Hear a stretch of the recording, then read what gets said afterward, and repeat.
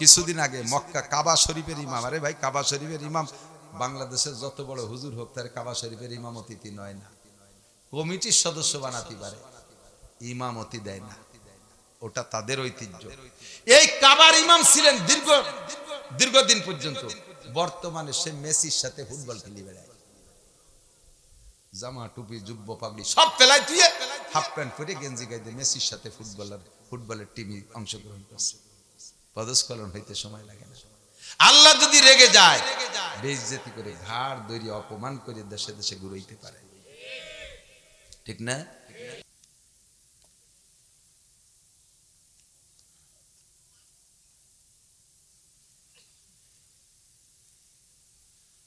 ঐতিহ্যবাহী দারুস সোফা মাদ্রাসা এতিমখানার উদ্যোগে হাফেজ ছাত্রদের পাগড়ি প্রদান উপলক্ষে 10ম বার্ষিক ওয়াজ মাহফিল করিমপুর মুন্সিপাড়া কানাইপুর ফরিদপুর। মাহফিলের সম্মানিত সভাপতি মাদ্রাসার সুযোগ্য সুদক্ষ মোহতামেম সাহেব হুজুর ও যোগ্য আসাতেদায়ে কেরাম, মাদ্রাসার আজিজাম তোলাবা, আজকের মাহফিল উপলক্ষে দাওয়াতি উলামায়ে কেরাম, আমাদের সামনে বয়ান করে চলে গেছেন আমাদের ফরিদপুরের গৌরব, সারা বাংলার হাজারো লাখো মানুষের রাহবার হযরতুল আল্লাহ মুফতি আব্দুল গফফার সাহেব হুজুর হাফিজাহুল্লাহ সবেমাত্র বয়ান করে চলে গেলেন আমাদের ফরিদপুরের আরেকটা উজ্জ্বল নক্ষত্র উদীয়মান হযরতুল আল্লাম হযরত মাওলানা জুবায়ের আহমদ কাসেমী দামাত বারাকাতুহুমুল আলিয়া। এই অঞ্চলের অনেক অনেক উলামায়ে কেরাম, আইম্মায়ে মাসাজিদ, প্রাণপ্রিয় দেশবাসী, আল্লাহ তাবারাকা ওয়া তাআলার শাহী দরবারে শুকর আদায় করি যে আল্লাহ পাক রব্বুল আলামিন এখনো পর্যন্ত আমাদেরকে উন্মুক্ত পরিবেশে খোলা মাঠে বসে উলামায়ে হাক্কানি রব্বানীদের থেকে হিদায়াতি কথা শোনার সুযোগ এবং পরিবেশ তৈরি করে রেখেছেন। বিশ্বের অনেক দেশে মুসলিম কান্ট্রিগুলোতেই এভাবে খোলা ময়দানে উন্মুক্ত পরিবেশে রাতের দীর্ঘক্ষণ বয়ান করা, মাইক ব্যবহার করার অনুমতি নাই। আল্লাহ পাক আমাদের জন্য রেখেছেন, এজন্য শুকর আদায় করি আলহামদুলিল্লাহ। যেই সৌদি আরব থেকে সারা পৃথিবীতে দিন ছড়িয়েছে, সেই সৌদি আরবেই এভাবে উন্মুক্ত পরিবেশে ওয়াজ করার সুযোগ নেই। আমরা অনেক মাহফিল করেছি সৌদি আরবে আলহামদুলিল্লাহ, খোলা মাঠে না,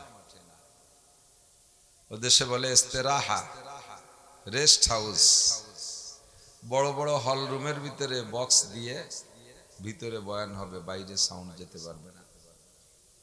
তাও মাননীয় সরকার মহোদয় যদি জানতে পারে যে ও জায়গা কিছু হিদায়তি কথা আলোচনা করতেছে, এক মৌলবী আর কয় বলদ বোকা শুনতেছে, সাথে সাথে পুলিশ পাঠাই দিয়ে ধরে নিয়ে যায়। সুবহানাল্লাহ, সুবহানাল্লাহ বলে কোরআন হাদিসের বয়ান হবে আর পুলিশই ধরে নিয়ে যাবে মুসলিম কান্ট্রিতে, এর চাইতে বড় দুঃখের কথা হতে পারে না।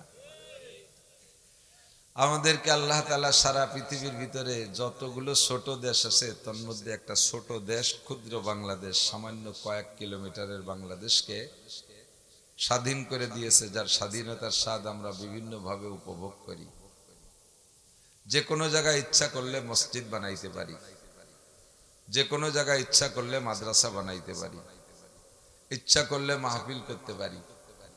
বিশ্ব ইজতেমার মতো এত বড় মাহফিল আমাদের বাংলাদেশে হয়। চরমোনাইয়ের ময়দানে লক্ষ লক্ষ মানুষের উপস্থিতি, রসুলপুরের ময়দানে হাজার হাজার লাখ লাখ মানুষের সমাগম, দেশে হাজার হাজার লক্ষাধিক মাদ্রাসা, উন্মুক্ত পরিবেশে ঈদের নামাজ পড়তে পারি, কোনো বাধা বিপত্তি নেই। তারই একটা অংশ হিসেবে আমাদের এই কানাইপুর মাদ্রাসা এবং আজকের মাহফিল। এই অবস্থার উপরে যদি সন্তুষ্ট থাকি আর এটাকে নিয়ামত মনে করি, তাহলে শুকর আদায় করলে আল্লাহ পাক এই নিয়ামত আমাদের জন্য অব্যাহত রাখবেন। আর এটার উপরে যদি আমরা চোখ রাঙ্গাই, অসন্তুষ্ট হই, দেশে মাদ্রাসার জ্বালায় হাঁটার কায়দা নাই, ব্যাঙ্গের সাতার মতো ফুটফুট করে মাদ্রাসা গজায় যাচ্ছে, এরকম সাপ্পারা চশ, আর সিতে বলে সাপ্পারা চশ। সাপ্পারা মানে চামচিকা, চশ মানে চক্ষু। তো চামচে চক্ষু যারা আছে তাদের এগুলো দেখলে চোখের মধ্যে খারাপ লাগাটাই স্বাভাবিক, আছে না এরকম? সূর্য আপনাদের কাছে ভালো লাগে না মন্দ লাগে? পরপর দিন 10 যদি বেলা না ওঠে কিরম লাগে? কোন দিন খুব খারাপ লাগে না? এই সূর্য পছন্দ করে না এমন প্রাণীও আছে। দুই প্রাণী সূর্য সহ্য করতে পারে না, সামসিকা আর সিকিয়া। একটা হলো সামসিকা আর একটা হলো খালি সিকিয়া। খালি সিকিয়া আমাকে দিকে সুসুও, ঠিক আছে নাকি? সুসোকলি চেনে তো মানুষ, সিকে করছে সুসোকলি ভালো শোনা যায়। তো সামসিকিয়া আর চিকিয়া চুসোয়া এরা সূর্য সহ্য করতে পারে না। রাতের বেলা দেখেন চামচিকে ফারুত ফুরুত উড়িয়ে বেড়ায়, কিভাবে মার্চ করে। রাতের বেলা সিকিয়া সুসো খুসখুস করে এখান দিয়ে দৌড়দৌড়ি করে, রাস্তা ভরে সুসো দেই। আমি তো রাতের বেলা দৌড়দৌড়ি করি, বহুত সুসোর সাথে সাক্ষাৎ হয়, সালাম কালাম হয়। এই সুসো আর চামচিকে এর দিনই দেখা যায় না। সূর্য ওঠার সাথে সাথে ওরা এত ভৎসনা গালি দেয় সূর্যরে, এই শয়তানটা রাত্রির ছিল না, কি সুন্দর দেশ জুড়ে মার্চ করে বেড়াইছি, আর এই সূর্য শয়তানটা উঠে আলো দিয়ে আমাদের চোখে সর্বনাশ করে দেব। ওরা যাইয়া গাড়া গর্ত আর চামচিকে যায় মাছার নিচে, যত অন্ধকার জায়গা ওই জায়গা যে লেগে থাকে, ঠিক না? তো প্রাণী জগতের ভিতরে এরা দুজন কি প্রশংসিত? আল্লাহ তুমি অমুকরে সুসোর মতো বানাই দিও, কেউ কয়?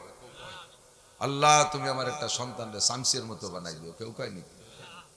ওদের সাথে কেউ সামঞ্জস্য রক্ষা করতে চায় না, তাদের মতো হতে চায় না। বরঞ্চ কেউকে যদি ধিক্কার দিতে হয়, তিরস্কার করতে হয়, তাহলে সুসো শামসের সাথেই তাকে তুলনা করা হয়।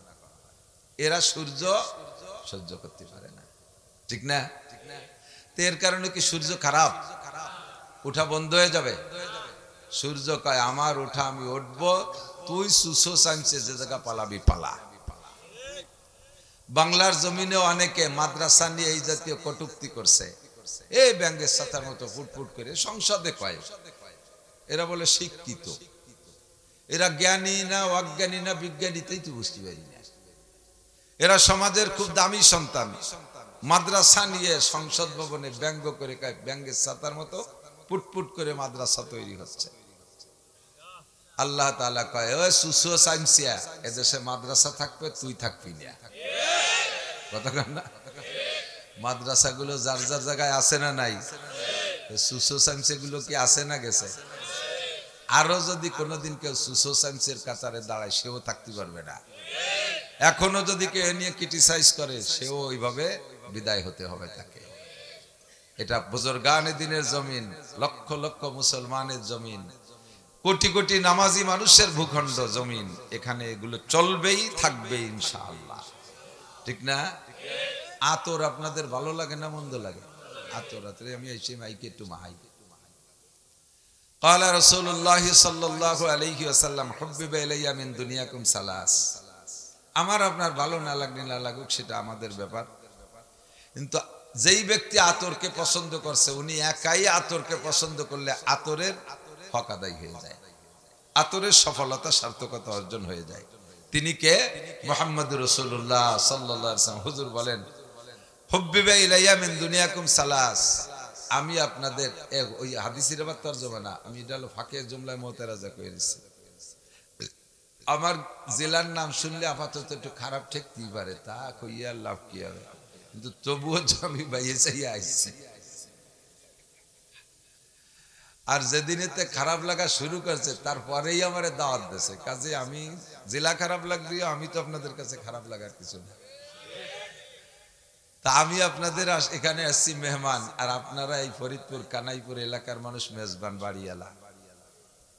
গোটা বাংলাদেশের ভিতরে আদর্শ শিক্ষিত সম্ভ্রান্ত জেলা যেগুলো, তার ভিতরে একটা আমাদের ফরিদপুর। এখানে শিক্ষা দীক্ষার আলো অনেক আগের থেকেই প্রজ্বলিত হয়েছে। এখানকার মানুষ আদর্শবান মানুষ। সারা বাংলাদেশে ঘুরে কোন দেশের বিটিরা মহিলারা কিরম রান্না করে ও আমরাই ভালো জানি। কোন দেশের মহিলা বাংলাদেশের কোন জেলার বিটি গিয়াতে রান্না খাইতে আর বাকি নাই।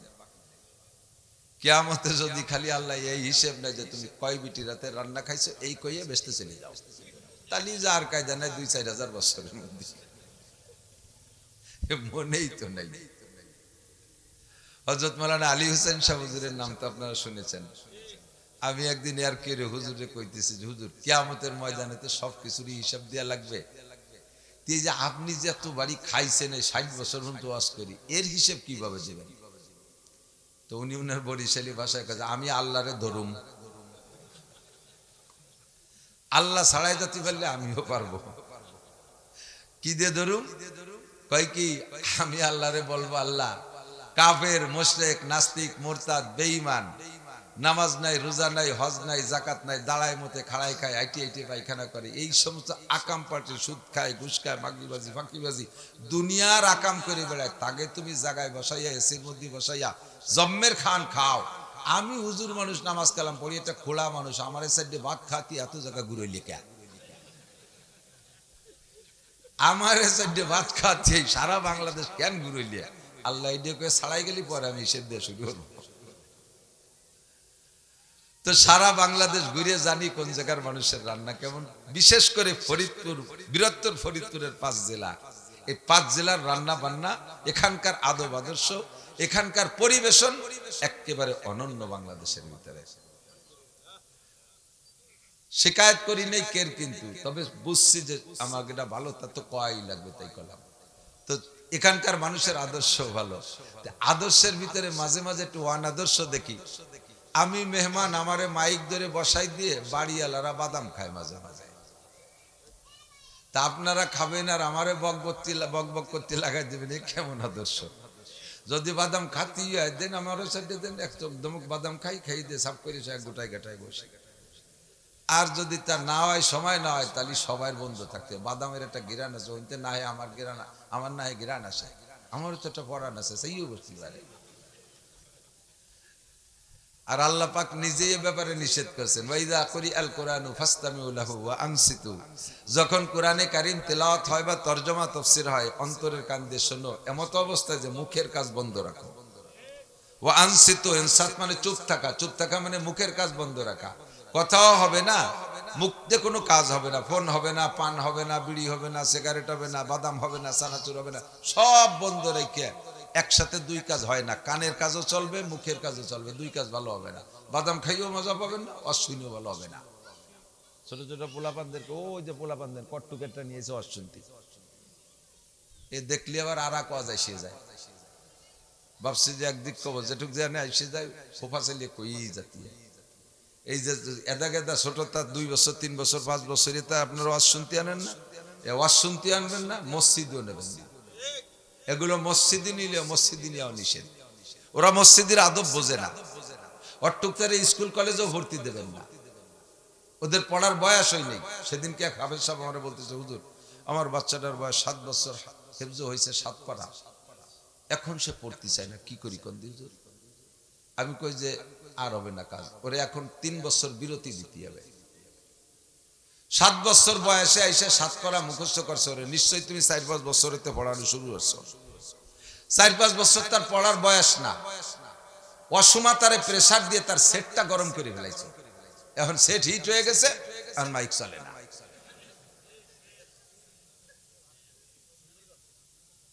আমার কথা না, বিশ্বনবী বলেন, মুরু সিবিয়ানাকুম বিসসালাতি ওয়া হুম আবনাউ সাব'i সিনিন।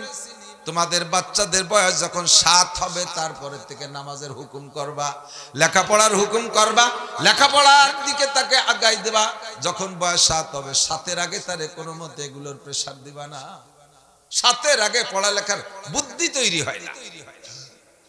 প্রথম প্রথম সন্তান হুজুর গেওকার পাবলিকেরও একেবারে কথা সে আর শুরুতে পড়ানো শুরু করে দেয়।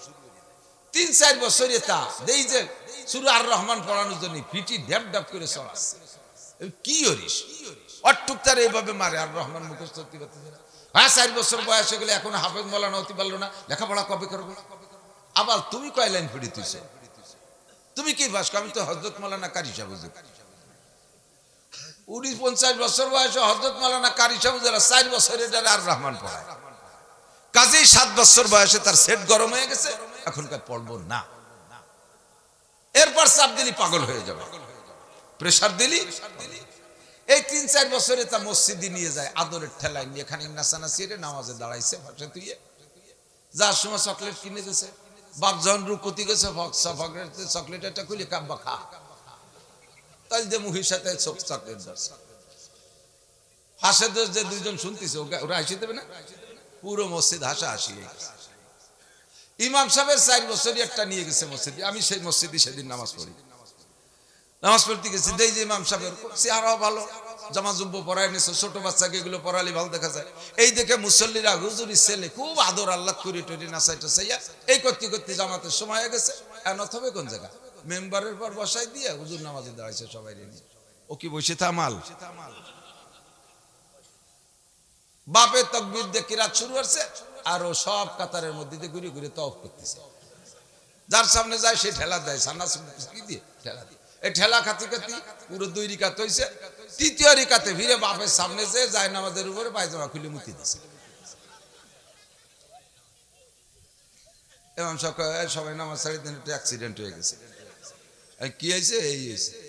তুমি তোর ইমামতি কইছে কিনা? এই এলেম নাই যে 4 বছরের মসজিদে আনা যাবে না, ও মসজিদের আদব বোঝে না, যে প্র্যাকটিস করাই। অত আগে প্র্যাকটিস করাইলে প্র্যাকটিস মনে থাকে না। প্র্যাকটিসের বয়স নবী বলেছেন সাথে অর্ডার করো, ওয়াজরিবুহুম আলাইহা ওয়া হুম আবনাউ আশারে সিনিন। বাচ্চাদের বয়স যখন হবে 7-10 সাথে পরে 10 বছর পুরার পরে যদি একদিন বেশি হয়ে যায় আর সেই দিন যদি সে নামাজ না পড়ে, ওয়াজরিবুহুম আলাইহা, নামাজের কারণে তার একটা পিটেন দেওয়া মা বাবার জন্য ওয়াজিব। 10 যায় পিটেও না, 4 ভোড়াতে ভোড়াতে একেবারে বিশাল কিছু করে 10-15-20 হয়ে গেছে তখন আর মসজিদে যায় না। কতক্ষণ? যখন বিড়ি খাইয়ে মসজিদে জাল না দিয়ে দুমো মারি দিয়ে এটি চলে যায়, মসজিদে যায় না। দারোগার গরু, দারোগার গায়ের কিসা শুনছেন না?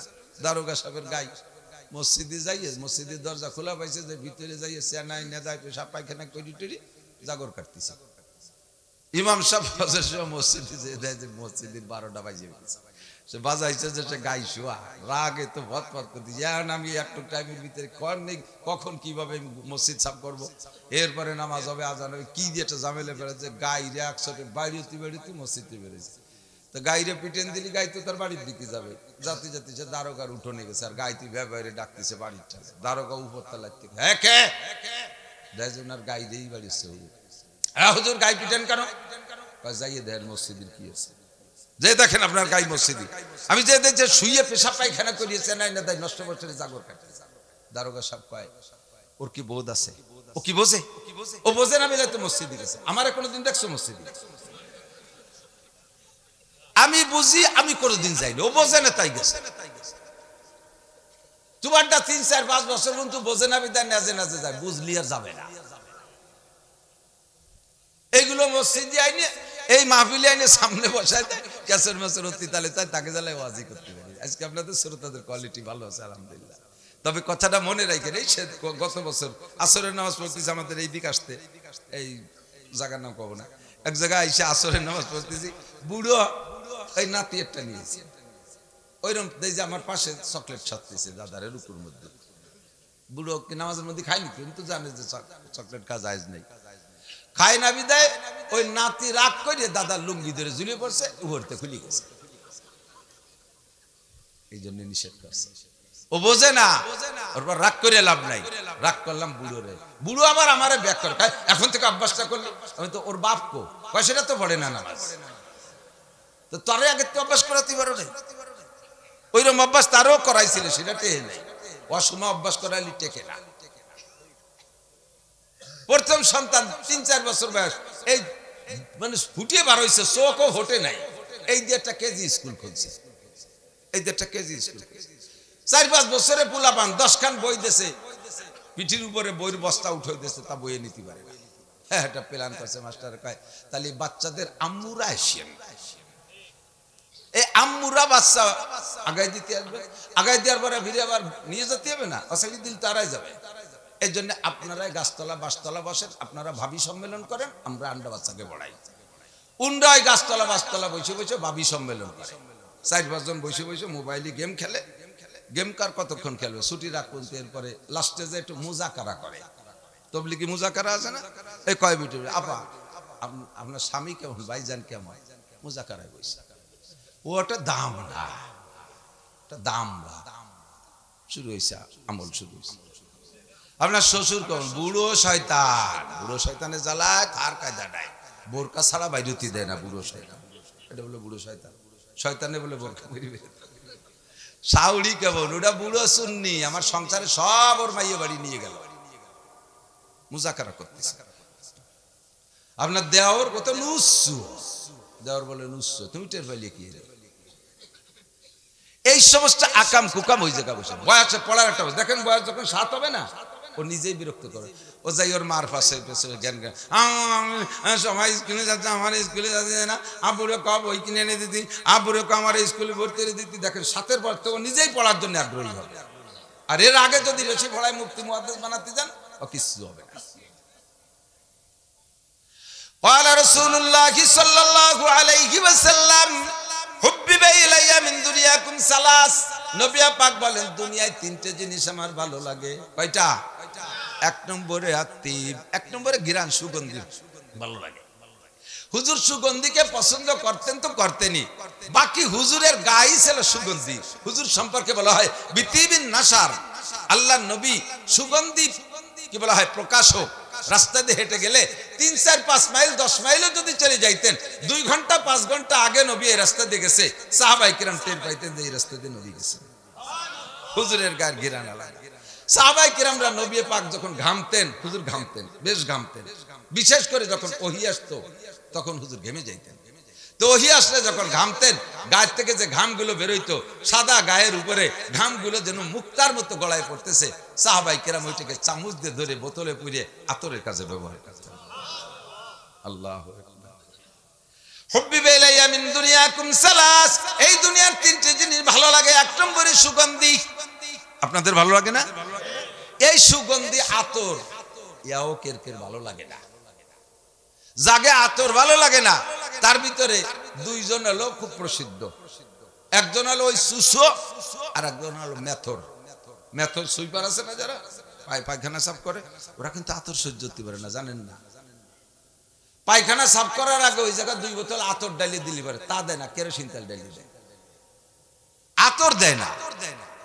ওরা আতর সহ্য। তু হি তু হয়, তু হি তু, তু হি তু হয়, তু হি তু, তু হি তু হয়, তু হি তু। ফুলের ভিতরে বুলবুল পাখি মুখ দিয়ে মধু খায় আর আল্লাহর শুকর আদায় করে। আল্লাহ মিয়া তু হি তু হয়, তু হি তু। ফুলের মধ্যে আল্লাহ তুমি, ফলের মধ্যে আল্লাহ তুমি, মধুর মধ্যে আল্লাহ তুমি, গোলাপের মধ্যে তুমি, হাসনাহিনার মধ্যে তুমি, রজনীগন্ধার মধ্যে তুমি, গন্ধরাজের মধ্যে তুমি। ফুলের ভিতরে মুখ দিয়ে বুলবুল পাখিতে মধু খায় আর আল্লাহর শুকর আদায় করে। আর দাঁড় কাক ওই নারকেল গাছের ডালে বসে, মুখে তো পচা শামুকের খোলা, ওই জায়গা বসে কাউ ডারে দেখে ধিক্কার দেয়। এই কি বুলবুল পাখি রে, এ বুলবুল পাখি, তুই আবার পাখি বংশের কলঙ্ক। জীবনে একটা বসা শামুক খাইয়ে দেখলি নে, কোনদিন একটু মরা গরু খাইয়ে দেখলি নে, একটা মরা মুরগিতে কি স্বাদে খাইয়ে দেখলি নে, একটা বসা ডিম খাইয়ে দেখলি নে, এর মধ্যে কি স্বাদ। সারাটা জীবন ফুলের মধ্যে মুখ দিয়ে বসে এই সুসুইরে মধু খাইস, তুই আবার পাখি বংশের কলঙ্ক, তোর ভিতরে কোনো পাখিত্বের গন্ধ নাই। বুলবুল পাখিরে কাউ ওই ধিক্কার দেয়। সে খায় বসা শামুক আর বুলবুল পাখিতে খায় মধু। সুবহানাল্লাহ, ঠিক না? তো বুলবুল পাখি তো কাউয়ের মতন অকথ্য ভাষায় করতে পারে না। বুলবুল পাখি আবার কাকরে জবাব দেয়, লা তালুমনি আও ফালুমনি ইন্নামা কুলতু মা কুলতু ওয়া বিয়ামরুন জালাল। এ কাউও, তোরে বিটারা কি হাদিয়া দেয় তা আমি জানি, তোরে দেখলি ঢিল মারে, তোরে দেখলি চ্যাঙ্গা মারে, তোরে কেউ কোনোদিন ছবি তোলে না। আমি বুলবুল পাখি ফুলের ডগায় যখন ফুলের ডাল ধরে বসে থাকি আর ফুলের মধ্যে মুখ দেই, ক্যামেরাম্যানরা এসে আমারে ছবি তুলে বড় বড় ক্যালেন্ডার বানাইয়া লাখ লাখ টাকা কামাই করে খায়, আমারে মানুষে আদর করে। তোর মতো কাউ আমারে গালি দিলি কিচ্ছু আসে যায় না। কতক্ষণ ঠিক না? সেম কোয়ালিটির মানুষ দুনিয়ায় আছে না নাই? আপনারা মাঠে বসে বসে কুরআন হাদিসের ফুলের ভিতরে মুখ দিয়ে মধু খান, আর উলামায়ে কিরাম বাগিচার মালিক হিসেবে ফুল সাপ্লাই দেয়। আপনারা শোনেন, আপনারা বোঝেন, মজা নেন, মাঝে মাঝে আল্লাহ আল্লাহ জিকির করেন, সুবহানাল্লাহ আলহামদুলিল্লাহ পড়েন। এই দেখে ওই কাউয়া মার্কা স্বভাবের, ওই সুসো মার্কা স্বভাবের পুরা কয় দেখো এক বলদ চিল্লে আর কয় বলদ বসে বসে এ সময় নষ্ট করে। কি বুদ্ধি আছে? জীবনে কোনদিন জারি গান শুনলো না, যাত্রা গান শুনলো না, এরা করসা গান শুনলো না, গুণযাত্রা শোনে না, গাজির গান শোনে না, এরা ফেসবুক ইউটিউব দেখে না, কোনোদিন একটু টেলিভিশনের থেকে মজা নিল না, এরা একটু লালন গীতি শোনে না, কোনোদিন দুর্গা পূজা, কালী পূজা, সরস্বতী পূজা, লক্ষ্মী পূজায় গেল না, হিন্দু বাড়িতে একটু কুলুকির লাড্ডু মাড্ডু খালো না। কি জ্ঞান আছে? কোনো বুদ্ধি নেই। আপনাকে ধিক্কার দেয়। তোর মতো দাঁড় কাউ আমাকে গালি দিলি কিচ্ছু আসে যায় না। পুরো মজলিসটাকে আল্লাহ পাক রহমতের ফেরেশতা দিয়ে বেষ্টন করে রাখছে। নাযালাত আলাইহিমুস সাকিনা গাশিয়াতুমুর রাহমা, আল্লাহর রহমতের ফেরেশতা দিয়ে আসমান পর্যন্ত ঘিরে রাখছে। আমাদেরকে ফেরেশতারা নিগরানি করতেছে, আর আসমান থেকে ওয়াজরে এই সমস্ত বুকাদের উপরে, এই সমস্ত বুলবুল পাখি বুকাদের উপরে আল্লাহর পক্ষ থেকে সাকিনা প্রশান্তি নাজিল হচ্ছে। হুজুর বলেন আমার তিনটে জিনিস ভালো লাগে, এই কথাটা একটা এসে গেছে কয়ে যাই। এক নম্বরে সুগন্ধি, দুই নম্বরে কুররাতু আইনি ফি সালাত, আমার নামাজের মধ্যে খুব ভালো লাগে। নামাজে দাঁড়াইলে চক্ষু শীতল হয়ে যায়। নামাজে দাঁড়াইলে ইন্নী আরা রাব্বি, আমি আমার আল্লাহরে দেখতে পারি। কোন সুবহানাল্লাহ। তিন নম্বরে কুররাতু আইনি ফি সালাত, হুব্বি ইলাইয়া মিনাদ দুনিয়া সালাত আতিব। দুই নম্বরে আল মারআত, নারী জাতি আমার ভালো লাগে। নারী জাতি, গোটা নারী জাতি ভালো লাগে। খেয়াল করতেছেন? কে বলছেন? আল্লাহর নবী। হুজুর বলেন নারী জাতি ভালো লাগে। হুজুর বলছেন এক দৃষ্টিতে নারীরা দুর্বল, নারীরা অসহায়, নারীদের আল্লাহ তাআলা বাহ্যিকভাবে ক্ষমতা পাওয়ার কম দেশে, তারা অসহায়, নিজেরা ইনকাম করতে পারে না, পুরুষের উপর দিয়ে প্রাধান্যতা খাটাতে পারে না, তারা সার্বিকভাবে দুর্বল বিদায় তাদের প্রতি আমার মায়া বেশি। সিস্টেম কি? মাকে মা হিসেবে ভালো লাগে, দাদিকে দাদি হিসেবে ভালো লাগে, নানিকে নানি হিসেবে ভালো লাগে, স্ত্রীকে স্ত্রী হিসেবে ভালো লাগে, মেয়েকে মেয়ে হিসেবে ভালো লাগে, টোটাল নারী জাতিকে দুর্বল হিসেবে ভালো লাগে। আর ওই চরিত্রহীন, পশ্চিমে চরিত্রহীন, ওরা কয় যে তোমাকে মুহাম্মদ নিজেই কইছে সে স্বভাব খারাপ, সে খালি বিটিকে পছন্দ করে। গ্রাম্য বাংলায় কয় নিজে যেমন ডেমনি পাড়ার মানুষকে মনে করে তেমনি। এরকম একটা কথা আছে না? নিজে যেমন ডেমনি পাড়ার মানুষকে মনে করে তেমনি। তাদের চরিত্র খারাপ বিদায় আমার নবীর এই ভালো কথাটা তাদের দিকে নিয়ে গেছে। আলমারু ইয়াকিসু আলা নাফসিহি, একটা কথা আছে, প্রবাদ আছে, প্রত্যেকটা মানুষের স্বভাব অন্যকে নিজের মতো মনে করা। ও আমি যেমন ও মনে হয় এরকম। ওই হুজুরদের কাছে শুনে থাকবেন, এক রাত্রে এক পুকুরের তিন পাশে তিনজন গোসল করতেছে, গভীর রাত্রে। তো তিনজন তিন আমলে গোসল করতেছে। একজনের স্বভাব হলো প্রয়োজন হোক আর না হোক প্রতিজ্ঞা করছে আমি সারা জীবন শেষ রাত্রে গোসল করে তাহাজ্জুদ পড়ব। এ আল্লাহর বান্দা সেভাবে সেই তাহাজ্জুদের গোসলের জন্য পুকুরি নামছে। অপর পাশে আর একজন আর এক কোনায় সে চুরি হইরে আইছে, গায়ে মাটি মুটি মাহাইছে, তাই শেষ রাত্রি গোসল হইরে বাসায় যাবে, তাই গোসল হতেছে। অপর পাশে আর একজন ফরজ গোসল হইছে, সে ফরজ গোসল আদায় করতেছে। বলেন তো কের সাথে কের সাক্ষাৎ নেই, কথা নাই, তিনজনে কারে কি মনে করবে? প্রত্যেকে মনে করবে ও দুইজনে আমি যা করতেছি ওরাও তাই করতেছে। যে লোক তাহাজ্জুদের গোসল করে সে খুশিতে শুকর আদায় করছে, আলহামদুলিল্লাহ আল্লাহ, আমি মনে করছিলাম এই এলাকায় তাহাজ্জুদের গোসল খালি আমি একাই করি, আরো দুই আল্লাহর বান্দা করে, অথচ একজন হলো ফরজ গোসল হবে আর একজন হলো চুরি দিয়েছে। ওই দেখছেন এই যে ও কি বোঝে, ও আইছে দাঁড়াই গেছে। দ্বিতীয় জন মনে করে যে ফরজ গোসল করে, সে কয় কি এ কাম খালি আমি একা করিনি, আরো মানুষ আছে, ও দুইজনে এই করি আসছে। চোর কয় যে ও খালি চুরি আমি ওরি, ওই যে আরো দুইজন চোর নামছে। আলমারু ইয়াকিসু আলা নাফসিহি। যারা এই সমস্ত ব্যাপারে নুচ্চ, চরিত্রহীন, আখলাক খারাপ, তারাও আমার নবীর এই কথাকে সেই দিক নেওয়ার চেষ্টা করে। কথা কোন ঠিক ঠিক না? আমার নবী বলেন নারী জাতি দুর্বল, তাদের প্রতি আমার মায়া লাগে, ভালোবাসা লাগে, এ কথা হুজুর বললেন। নবী আলাইহিস সালাতু ওয়াস সালাম সাহাবায়ে কিরামদেরকে নিয়ে এভাবে বয়ান করতেন। প্যান্ডেল ছিল না, মাইক ছিল না, তবে হুজুর আলাইহিস সালাতু ওয়াস সালামের সামনে যদি লক্ষ শ্রোতাও থাকতো, হুজুরের পায়ের কাছে বসার জন্য যে আওয়াজে হুজুরের মুখের আওয়াজ শুনতেন, শেষের জন্য সেই একই আওয়াজে শুনতেন। একটু বলেন না সুবহানাল্লাহ। এটা হলো হুজুরের আওয়াজের মুজিজা। আল্লাহর নবীর থেকে আল্লাহ ৩২০০ অলৌকিক ঘটনা প্রকাশ করাইছে, তার মধ্যে এটা একটা যে হুজুরের আওয়াজের মধ্যে মুজিজা। হুজুর আলাইহিস সালাম বয়ান করতেছেন, এভাবে পাশে মসজিদের ভিতরে বয়ান করতেছেন, হুজুরের বয়ানের আওয়াজ বাইরে চলে গেলে সাহাবায়ে কিরাম ধীরে ধীরে খালি বাড়তেই তালে আছে, বাড়তে বাড়তে মসজিদের ভিতরে বসার জায়গা সব ভরে গেছে। এখন যে জায়গা আছে সাইড দিয়ে সাহাবায়ে কিরাম দাঁড়ায় গেছে, দাঁড়িয়ে দাঁড়িয়ে বয়ান শুনতেছেন, কেউ বসার কেউ দাঁড়ানো। এইটা হুজুরের জন্য একটু বিরক্ত লাগতেছে। হুজুর ওখানে দাঁড়িয়ে বসে বললেন, ইজলিসু আলা মাকানিকুম, ইজলিসু আলা মাকানিকুম, আরে যে যেখানে আছো বসে পড়ো, বসো। সাহাবায়ে কিরামদের স্বভাব ছিল সামিনা ওয়া আতানা, শুনবো আর মানবো। হুজুর বলবেন যে এটা আমল করো, আর একটু কাল বিলম্ব নাই, কোনো অজুহাত নাই, নিচে কি ময়লা, নিচে কি নাপাক, নিচে কি বসার যোগ্য কি যোগ্য না, এ দেখা দেখি নাই। ফাজালাসু আলা মাকানিহিম, প্রত্যেকে নিজ নিজ জায়গায় বসে পড়ছে। কন্যা আলহামদুলিল্লাহ। এটা সাহাবায়ে কিরামদের স্বভাব। আমরা বাড়ইও বসাতে পারি না, ওয়াজ করে। এই যে এই জন্যই তো কই, এদিক তাকান। আল্লাহ একজনে আমার কয়, হুজুর বাংলাদেশে এত পীর কে, সৌদি আরবে তো পীর নেই, বাংলাদেশে এত পীর কে? বাংলাদেশে পীর বেশি না? ভারত, বাংলাদেশ, পাকিস্তানে 3 দেশে পীর বেশি, ওদিক তো পীর নাই। তা আমি বললাম, এদেশে পীর তো আছে, যা আছে আরো হওয়া দরকার। কেন হওয়া দরকার? আমি বললাম যে তুমি কি সৌদি আরব গেছো? বলে হ্যাঁ গেছি বলেই তো কইতেছি। বললাম সৌদি আরবে ট্রাফিক সিগনালে কয়জন পুলিশ দেখছো কত? ট্রাফিক সিগন্যাল আছে না, ট্রাফিক সিগন্যাল, এই ট্রাফিক সিগন্যালে সৌদি আরবে কি পুলিশ দেখছেন? সৌদি আরবে ট্রাফিক সিগন্যালে পুলিশ নাই, অটো নিয়মতান্ত্রিক কম্পিউটারের সাহায্যে টাইম মতো লাল বাতি জ্বলে ওঠে। আর লাল বাতি জ্বলে উঠলে যে রেড লাইন দেওয়া আছে, মন্ত্রী প্রেসিডেন্টের গাড়িও যদি হয় 1 ইঞ্চির সামনে বাড়বে না। কতক্ষণ পুলিশ লাগে না, শুধু রেড লাইট জ্বলে ওঠে, তাতেই মন্ত্রী এমপিদের গাড়ি জায়গায় দাঁড়ায় যায়, একটা পুলিশ লাগে না। আর বাংলাদেশে পুলিশে আস্ত আহিয়ালা বাস নিয়ে দাঁড়ায় থাকে, পুলিশে মারিয়ে দিয়ে ট্রাক ছাড়িয়ে। কতক্ষণ যে দেশে খালি লাইটের সিগন্যাল মানে সে দেশে পীর লাগে না, আর যে দেশে আহিয়ালা বাস দিয়ে বাড়ে ঠেয়ানো যায় না, সে দেশে পীর তো আরো লাগবে, তা কম হয়ে গেছে। ঠিক কিনা? আল্লাহু আকবার। কি বলছি? আল্লাহু আকবার বলছি।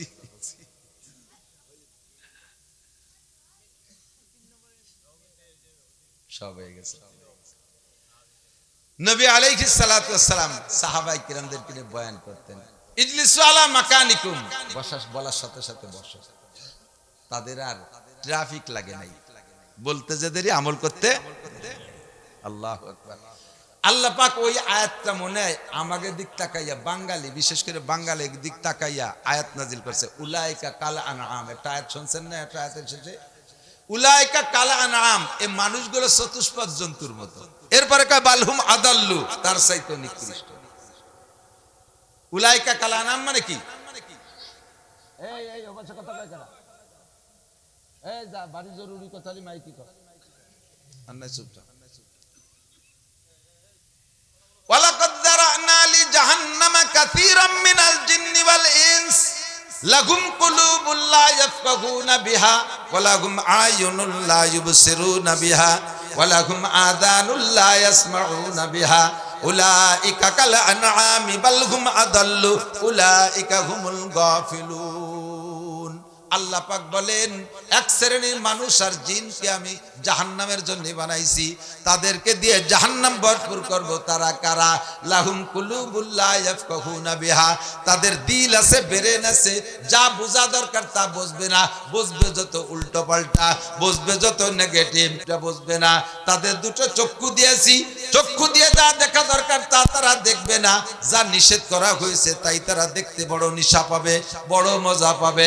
ওয়ালাহুম আযানুল্লাহ ইয়াসমাউনা বিহা, দুটো কান দিয়েছি, এই কান দিয়ে যা শুনতে বলেছি তা শুনতে তাদের ভালো লাগবে না, শুনবে যত নোংরামি আর পচা গান্দামি। এই মানুষগুলো এই তিনটি অঙ্গের বাস্তব দায়িত্ব পালন না করার কারণে তারা মানবতার থেকে নেমে যায়। আমার খেয়াল, তারা মানবতার থেকে নেমে যায়। কান্ডে জায়গা মতো লাগায় না, চোখে জায়গা মতো ব্যবহার করে না, ব্রেনটাকে জায়গা মতো ব্যবহার না করার কারণে এই মানুষগুলো মানুষের কাতারে থাকে না, তারা মানবতার থেকে নেমে যায়। মানবতার থেকে নামার সাথে সাথে তারা পশুর রূপ ধারণ করে। এর ভিতরে এক একজনের এক এক রকম পশুর রূপ ধারণ করে, এক একজনের চরিত্র এক এক রকম হয়ে যায়। এর ভিতরে কুকুরের চরিত্র আসে, এর ভিতরে শূকরের চরিত্র আসে, এর ভিতরে সাপের চরিত্র আসে, এর ভিতরে বান্দরের চরিত্র আসে।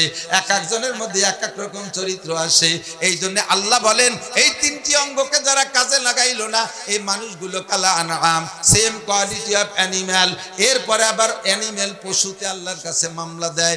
রব্বুল আলামিন, তুমি যাদেরকে আমাদের মতো আমাদের সাথে তুলনা করতেছো, এই মানুষগুলো যা করে, ওই দোপাইয়া জানোয়ারগুলো যা করে, যাদেরকে আমরা জানোয়ার আমাদের সাথে তুলনা করলে এই দোপাইয়া জানোয়ারগুলো যা করে ওই কাম তো আমরা করি না, তারা তো আমাদের চাইতো খারাপ কাম করে। রব্বুল আলামিন, তাহলে তুমি তাদেরকে আমাদের সাথে তুলনা কইরা আমাদেরকে লজ্জা দিলে, আমাদের অপমান করলে। আল্লাহ পাক বলেন ঠিক আছে, তোদের সাথে তুলনা করার পরে তাদেরকে আরেকটা ক্লাস নামাইয়া দিলাম। বালহুম আদাল্লু, এই মানুষগুলো, মানুষ নামের পশুগুলো পশু সমতুল্য নয়, বরঞ্চ তার চাইতো নিকৃষ্ট। কতক্ষণ বলতে গেলে আমার রাত কেটে যাবে, অত বলতে পারবো না। দুই তিনটে মিসাল শোনেন ও দোস্ত, জীবনে করে দেখেন। কুকুরের স্বভাব হলো পরশ্রী কাতর, পুরুষের ইম্পর্টেন্ট একেবারে এক নম্বর স্বভাব হলো পরশ্রী কাতর। পুরুষে এক কুকুরে আর এক কুকুরের খাওয়া দেখতে পারে না। একটা কুকুরে একটা মরা গরু পাইছে, একাই সন্ধান পাইছে। ও কুত্তো জানে যে এই 5 মণ গোস্ত একা খাই সাথে পারবো না, হয়তো মনটা খালি খালাম 2-3 দিন মতো, তারপরে মাটি হয়ে যাবে। এই বুঝে কি গ্রামে ঢুকে একটা মাইকিং করে আসে, হ্যাঁ কুত্তো সমাজ যেখানে আছো চলে আসো, বিশাল এক মরা মহিষ পাইছি, এক গরু পাইছি, 5 মণ ওজনের ষাঁড় পাইছি, সবাই মিলে জুলে খাই রাহে। বরঞ্চ ও পাইছে তো দখল হয়ে দাঁড়ায়, আর কেউ এসে যদি সে জায়গা ভাগ নিতে যায়, পতাকা উঁচুরে দাবড় শুরু করে, আমি স্বাধীন করছি, তোর এর মধ্যে ঢুকতে দেবো না। ঠিক না? আর ওই স্বাধীন শুনে ও গেউ গেওয়াতে যায়, আরো কটা আছে, এবার তাকে কাছে তোরা খাতে পারবি না, আমি ঘোষণা দিছি। উনি স্বাধীন করে আর ওরা ঘোষণা দেয়। কতক্ষণ এই পরশ্রী কাতর স্বভাব হলো কুকুরের। তারপরও এর এই স্বভাবের কারণে কুত্তই খুব মারামারি, রাস্তাঘাটে প্রচুর মারামারি কুত্তই। কিন্তু একটা জিনিস দেখবেন না, আমার বিশ্বাস, কুত্তো মারে, একটা পুরুষ কুত্তা আর একটা পুরুষ কুত্তার সাথে গ্যাঞ্জাম বাঁধায়, মহিলা কুত্তার সাথে গ্যাঞ্জাম বাঁধায় না। সে জানে যে ওটা আমার বউ, এখন কাজে না লাগলেও কাতি মাসে লাগবে, এই একটা তার হিসেব আছে। মহিলা কুত্তরে দেখলি দা শুরু করে, চিনিস আমরা এই কানাইপুরের ম্যাডাম, তুই কথা কৌশলে ধাওয়া শুরু করে। আরেকটা মহিলা কুত্তরে সহ্য করতে পারে। কিন্তু রাস্তায় যদি একটা পুরুষ কুত্ত দেখা হয়ে যায়, ওর বাইসে গেলে স্বামীর সাথে দেখা হয়ে গেছে, জন্তুই বাইসে গেলে, তারা স্বামী স্ত্রী সম্পর্ক ঠিক রাখে। একটা আইডিয়া আর একটা আইডিয়ারে মারে, গাই মারে না। একটা গাই আর একটা গাইরে মারে, আইডিয়া মারে না। একটা শুয়োরে মারে, শুয়োর নিরে মারে না। একটা শুকর নিয়ে একটা শুকরনির সাথে গ্যাঞ্জাম করে, শুয়োরের সাথে গ্যাঞ্জাম করে না। স্বামী স্ত্রীর সুসম্পর্ক, বৈবাহিক জীবনকে তারা অত্যন্ত গুরুত্ব দেয়। একটা মোরগ আর একটা মোরগরে মারে, মুরগি মারে না। মুরগির সাথে চুলচিরাচিরি করে, মোরগের গায়ে হাত দেয় না, জানে যে ওটা স্বামী। কতক্ষণ এই বোধটা মানুষের মধ্যে নাই, এই বোধটা মানুষের মধ্যে নাই। মুরগিটি মোরগরে দেখেন, বাড়ি যদি একটা মোরগ থাকে, 5টা মুরগি থাকে, খাবার দেন মোরগরে একারে, ও একা খাবে না, কুটকুট করে ডাক দেয় সব মুরগি রে, ডাক কেনে একটু পয়েন্ট দেখাই দিয়ে ও হাসে দাঁড়ায়, দেখে যে খাও, স্ত্রীরা খাইতে থাকে। বউকে খাওয়াই, ও পাশে বসে দেখে। লক্ষ্য করেন, আমার বাড়ি প্রচুর দেশি মুরগি মোরগ আছে, এদের আমি খুব ভালো করি। একদিন দেখি যে ওই আটায় দিয়ে ভাত দিয়ে মাখাইতেছে, তো ওইটা আঠা হয়েছে। একটা মোরগ, এই যে দাঁড়িয়েলা মোরগ আর কিরম, কিন্তু লোম টম, ও খাতি যাই, ও না হে মুই মাহাইছে জম্মের মা।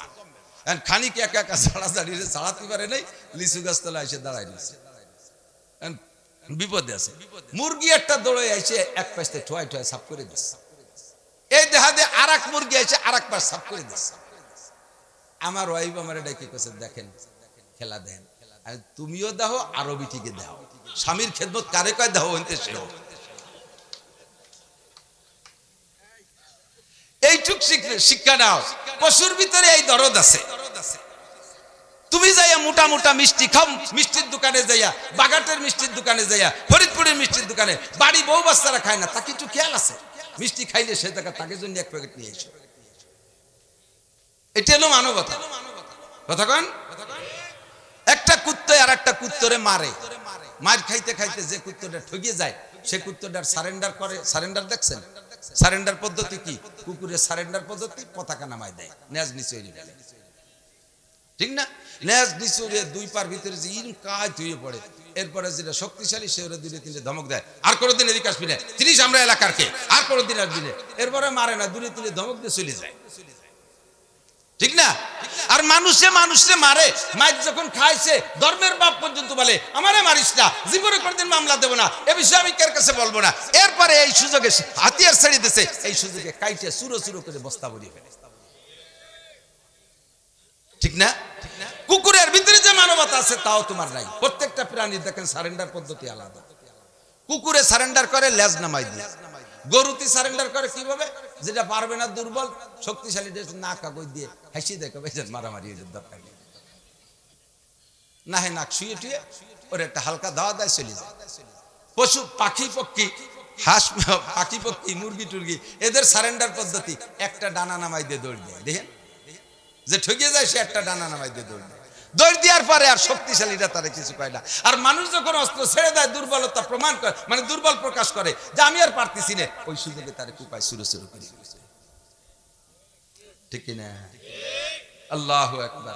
কুত্তই কয় আল্লাহ তুমি যে কইলিয়া মানুষরা আমাকে মতো, তুমি কও মানুষই যা করে আমরা কি তা করি? কয় কি করে মানুষে কও? কয় দেখো আমাদের এই যে আর 2 মাসের ভিতরে এই কুত্তর ডেলিভারি শুরু হবে, শীতকাল আসলে এক একটা শুরু হয়ে গেছে, এখন আসলে কোনো তার সিজন নেই, আরো 2 মাস আগে দেয় যে কুত্তর বাচ্চা। তো একটা কুকুরের 4-5টা বাচ্চা, এই বাচ্চাগুলো যতদিন পর্যন্ত স্বনির্ভর হতে না পারে, ইনকাম করে খাওয়া না শেখে, আত্মরক্ষা ক্ষমতা না বোঝে, আয় রোজগার করে খাইতে না পারে, প্রতিরক্ষা ক্ষমতা অর্জন করতে না পারে, বাচ্চাগুলো মামুখী হয়ে থাকে, অসহায়, অতদিন পর্যন্ত মা থাকে, তোর ঘর বাড়ি নাই, তারা ওই খেড়ের মাছার তলে এখানে ওখানে থাকে, বাচ্চাগুলো নিয়ে মা যা পারে ইনকাম করে খাইয়ে একটু দুধ এনে বাচ্চারে খাওয়ায়। এর ভিতরে হাজারো দামি দামি কুত্ত, বংশীয় কুত্ত, বড় বড় দামি দামি কুত্ত যদি ওই মহিলা কুত্তরে কোনো অফার দেয়, কি কয় জানেন? স্যার কথা কবি না, আমি ছোট মোটো তুই কোন জায়গায় যাবো, আমার এইগুলো এখনো কামাই করে খাইতে পারে না, আমি এই বাচ্চা কাচ্চা ফেলা রেখে কোথায় যাবো? 1 বছরের মধ্যে কথা কবি না, আগামী এই মাসে আসিস, ওই সময় সরাই দেয়, এর ভিতরে মিস কলও দিবি না। কুত্তই কয় আল্লাহ তুমি খুঁজে দেখো ফরিদপুর, গোপালগঞ্জ অভাব আছে নাকি বাংলাদেশে? সবে মাত্র 2 বছরে, 1 বছরে, 1.5 বছরে, 6 মাসে বাচ্চা ফেলাই তুইয়া, মা বাচ্চাকে ফেলাই রেখে মার কোনো খবর না নিয়া একজন ফেরিয়ালার সাথে, দেওয়ারের সাথে, বাসুরির সাথে, দুলাভাইয়ের সাথে, ওই গার্মেন্টসের মানুষের সাথে, তাদের সাথে চলে যাইতেছে, তাদের সাথে চলে যাচ্ছে। মা আমরা কুত্ত হয়ে বাচ্চাকে ফেলে রেখে যাই না, আর তোমার আদম সন্তান যাদেরকে তুমি আশরাফুল মাখলুকাত বলো, তারা এরকম কলিজার টুকরা সন্তানরে ফেলে রেখে চলে যায়, আর সেই মানুষকে বললে তারা আমাদের কুত্তর মতো, তুমি বলো আমরা ভালো না তারা ভালো, আল্লাহ কয় বালহুম আদাল্লু, এই মানুষগুলো কুত্তর চাইতে খারাপ। এই সাইজের মানুষ আছে না নাই? আছে না নাই? ছোট ছোট বাচ্চা ফেলাই তুই আর একজনের সাথে চলে যা পার্টি, আছে না নাই? কুত্তই এ কাম করে না, কুত্তই এ কাম করে। আল্লাহু আকবার। রাস্তায় যে শুয়োর নেয়, কাউরারা শুয়োর নেয় না? শুয়োর পালে যে কমান্ডার, ওকে কি কয়? কাউরা কয় আমাকে, কি বুনো কাউরা ইত্যাদি, ওরা খ্রিস্টান বেশিরভাগ। 500 শুয়োর নিয়ে যাইতেছে কাউরা, 2 জন কাউরা 500 শুকর নিয়ে যায়। 5 শুয়োর তো শুয়োরই, ওর ভিতরে ফ্যামিলি শুয়োরও আছে, ছেলে মেয়ে নিয়ে বেশ, ওকে তো অনেক বাচ্চা হয়, বয়সী আছে, মাঝারি আছে, ছোট বড় সব আছে। কি একটু কয়, আর এই কথাটা শুয়োরে কি মানে দেখছেন? ওই শুয়োরে তাড়ানোর জন্য, রাখালি করার জন্য যে ভাষাগুলো কাউরারা ব্যবহার করে, ও কি কোনো ডিকশনারিতে আছে? কোন বাংলা বই পুস্তক আছে? কোরআন হাদিসই তো নাই। বা হু এই আর তার দ্বারা যা বোঝার দরকার শুয়োর গুলো বুঝে বাস তর্জমা বুঝে সেভাবে সেটা সেট হয়ে যায়। বলে কি যেন কয়, রাস্তার অর্ধেক দিয়ে হাঁটবে আর অর্ধেক দিয়ে গাড়ি যাবে। দেখেন রাস্তার অর্ধেক দিয়ে হাঁটে, রাস্তার মূলটা ছেড়ে দিয়ে নিচে দিয়ে হাঁটবি, তাই হাঁটায় সেই জায়গায় দিয়ে হাঁটে, একটা শুয়োর রাস্তার পর আসে না। অথচ বড় বড় নেতা গোতাকে মিছিল, আমরা হুজুর গে মিছিল রাস্তা দিয়ে নেই, লাঠি ধরে বাড়ো লাইনই রাখতে পারি না, ঘুরে ঘুরে এই বাগানের মধ্যে দিয়ে বেসতে ও বাঁচতে টাইরও ঘেড়ি সামনের দিকে উঠে চলে যায়। ঠিক কি ঠিক না? আল্লাহ একবার এক জায়গায় নদী পার হবো, খেয়া পার হবো, ঘাটে আইছি, ওই যে 200 হলো মুরব্বী শুয়োর, তার ভিতরে ফ্যামিলি শুয়োর বেশি, ছোট ছোট বাচ্চা আছে হাজার খানিক, এই কেবল একটু একটু ইঁদুরের মতো বুঝি পারিছে। তার ওই ছোটগুলো তো নদী সাঁতরাইতে পারে না, শুয়োরে কিন্তু খুব দ্রুতগামী, নদী সাঁতরাইতে পারে। আমরা নৌকোয় উঠছি, তাও এই কমান্ডার হলো 4 জন, 2 জন আমাকে সাথে ছোট বাচ্চা নিয়ে উঠছে, আর 2 জন ওই বড় কয়ডারে ঠেকায় রাখার জন্য 300 শুয়োর বড় উপার রেখে দিছে। এখন এই মা শুকররা বাচ্চার মোহাব্বতে আর উপরে থাকতে পারতেছে না, নৌকো কিনে নিয়ে রওনা দিছে, ওরা পানির মধ্যে নামি চলে আসতেছে। তো পানির মধ্যে যদি নামি আসে, সাঁতার কাটিয়ে আসে, বাচ্চার টানে নৌকোর পর যদি একসাথে 8-10টা উঠে পড়ে, তাহলে তো নৌকো ডুবে যাবে। নৌকোর ভিতরে 2 জন বলতেছে, এই সবগুলোকে উপরে উঠাই নাও। 300 শুয়োর এই পানিতে নামিয়ে গেছে, 2 জন মানুষ 300 শুয়োরের উপরে উঠবে। আমি চেয়ে রয়েছি দেখি কিভাবে উঠে, একটা শব্দ কি যেন কইল, সব শুয়োর গুলো উপরে উঠেছে, একটা শুয়োরও পানিতে থাকলো না। সচক্ষে দেখছি, রয় তুমি আই নেই, আমি নিজ চোখে দেখছি। অথচ মানুষকে কমান্ডারি করে শুয়োরের কমান্ডার কাউরা, কাউরারা খ্রিস্টান, প্রাণী জগতের সবচেয়ে নিকৃষ্ট শুয়োর, মানব কুলে সবচেয়ে নিকৃষ্ট এই কাউরারা। সেই কাউরার কথা শুয়োরে শোনে আশরাফুল মাখলুকাত মানব জাতি, তাদের কমান্ডার মুহাম্মদুর রাসূলুল্লাহ, তাদের কমান্ডার আবু বকর, উমর, উসমান, আলী, তালহা, জুবায়ের, বিলাল, আম্মার, সুহাইব, সাহাবায়ে কিরাম, তাবেঈন, তাবেঈন, আবু হানিফা, শাফি, আহমদ, মালিক, বুখারী, মুসলিম, তিরমিজি ওয়ালা, আশরাফ আলী থানভী, হুসাইন আহমদ মাদানী, রশিদ আহমদ গাঙ্গুহি, তারপরে আহমদ শফি সাহেব, শামসুল হক ফরিদপুরি, হাজী শরিয়তুল্লাহ, সরমুনার পিসাব, মুফতি আব্দুল গফফার সাহেব, এইরকম হক্কানি উলামায়ে কেরাম এই মানব জাতির কমান্ডার। এই উলামায়ে কেরাম যা বলে মানুষের সেই কথা শোনে না। এই উলামায়ে কেরাম কোরআন হাদিস থেকে কমান্ড দেয়, মানুষের শোনে না। বলো আল্লাহ, আমরা শুয়োর কুত্তা ভালো নাকি তোমার আশরাফুল মাখলুকাত ভালো? আল্লাহ কয় বালহুম আদাল্লু, এই মানুষগুলো শুয়োর কুত্তার চাইতে খারাপ। খালি শুনি মানি না, খালি শুনি। সাহাবায়ে কিরাম পাশ দিয়ে দাঁড়িয়ে আছে, নবী পাক বলেন ইজলিসু আলা মাকানিকুম, বলার সাথে সাথে মানা সারা, যে যেখানে ছিলেন বসে পড়ছে, আর নড়াচড়া। বয়ান শেষ করে হুজুর বেরোইছে, বাইরে বেরিয়ে দেখে বাহিরে এক বুড়ো লাল রুমাল মুড়ি দিয়ে নিচের দিকে বসে রয়েছে। হুজুর আলাইহিস সালাম কাছে এসে বলছেন, মানান্ত আসসালামু আলাইকুম ইয়া শাইখ, মুরব্বী আপনি কে? মাথা থেকে রুমাল সরায় সালামের উত্তর দিয়ে দাঁড়িয়ে বলতেছে, ওয়া আলাইকুম সালাম ইয়া নবী আল্লাহ, না আম্মুকা আব্বাস, বাতিজা আমি তোমার চাচা আব্বাস বলছি, আমি তোমার চাচা আব্বাস, হুজুরের চাচা আব্বাস। চাচা জান, আপনি জানেন না আমি মসজিদে ওয়াজ করতেছি, আপনি এই জায়গায় বসে রয়েছেন বাইরে। তো আব্বাস বললেন, বাবা বাসার থেকেই খবর পাইছি তুমি বয়ান করতেছো, সেই তোমার নুরানি বয়ান শোনার লোভেই বাসার থেকে আসছি। তা আসতে আসতে এই পর্যন্ত যখন আসছি, তখন তোমার একটা ওয়াজ আমার কানে চলে আসছে। তো ওই ওয়াজ যার পর আমল করতে যে বসে রয়েছে। কি ওয়াজ? এইখানে যখন আসছি আমি তো ভিতরে যাব, এর মধ্যে আওয়াজ আসলো, তুমি বলছো ইজলিসু আলা মাকানিকুম, যে যেখানে আসো সে সেই জায়গা বসে পড়ো। আমি তখন এই জায়গা ছিলাম, দেখলাম যে আমি তো এখানে আছি, আর হুজুর বললেন যে যেখানে আছো সে সেখানে বসে পড়ো।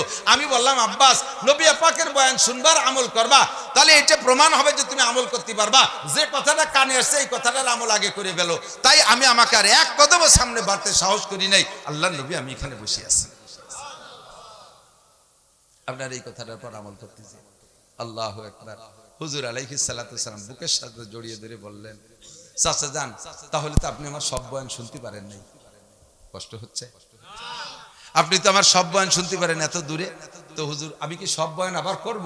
হুজুর আব্বাস বললেন, না বাতিজা, তোমার বয়ানের মধ্যে মুজিজা আছে। তোমার সামনে যদি 1 লক্ষ মানুষও থাকে, তোমার সামনে 1 লক্ষ মানুষও থাকে, পায়ের কাছের মানুষটা যে আওয়াজে শোনে, লক্ষ নম্বর সিরিয়ালের মানুষটা একই আওয়াজে শুনতে পায়। তোমার বয়ান সব আমি শুনছি। আল্লাহু আকবার। হুজুর আলাইহিস সালামের বয়ানের মুজিজা ছিল, সাহাবায়ে কিরাম যতই সামনে হোক, আরাফাতের ময়দানে 1.25 লক্ষ সাহাবা হুজুর উটের পিঠে বসে মাইকি বয়ান করছিলেন। কোন হ্যান্ড মাইক ছিল? হুজুর মুখে বলছে, আর 1.25 লক্ষ সাহাবা সবাই শুনছে। এটা আওয়াজের মুজিজা। আমাদের তো সেই মুজিজা নেই। হুজুর সাহাবায়ে কিরামদেরকে নিয়ে বসে বয়ান করতেছেন। আবার বানিয়েছেন আল্লাহ। হযরত ওমর রাদিয়াল্লাহু তাআলা হাদিস খান বর্ণনা করতেছেন। হযরত ওমর বলেন, আমরা হুজুরের থেকে বয়ান শুনতেছি, ইজতলা আলাইনা রাজুলুন, ইতিমধ্যে আমাদের মাঝে একটা লোক উদয় হলেন।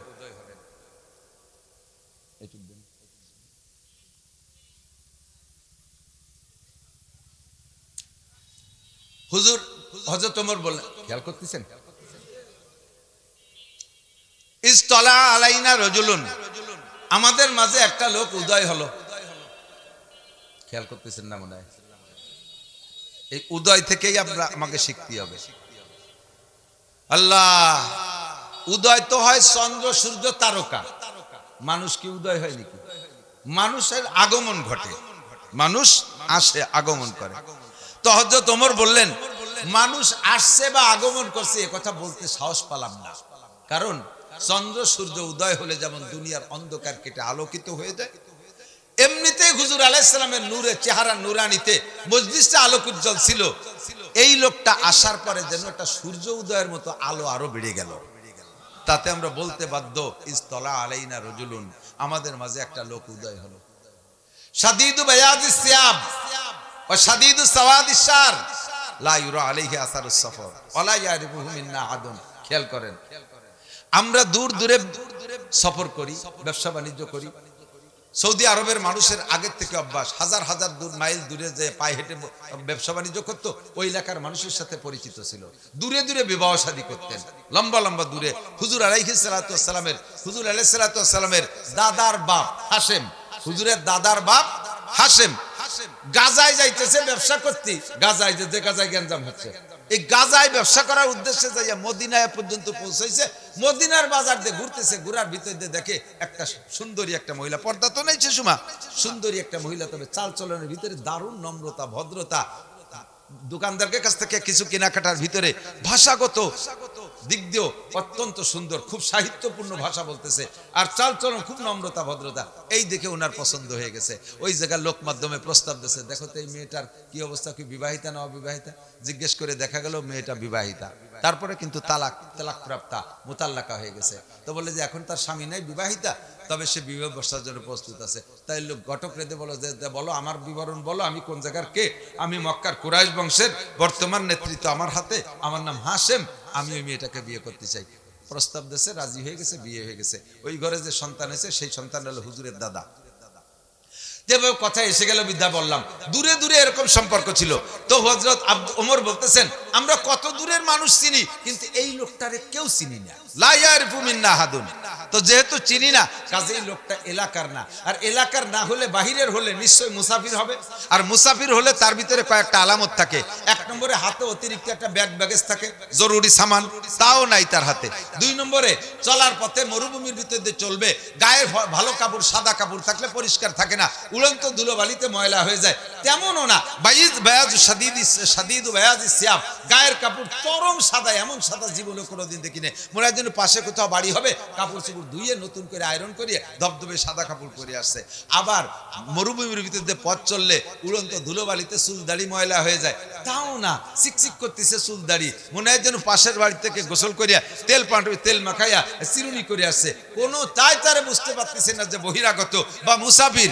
এই সব কিছু তো মনে হয় যেন নিকটের, অথচ কেউ তারে চিনি না। যেহেতু অপরিচিত লোক, মাঠের ভিতরে যে জায়গা পাইছে সেই জায়গা বসবে। আমরা স্থানীয় মানুষের উপরে প্রভাব খাটাইয়া আমাকে ঠেলি সরাইতে বসার উচিত না তার।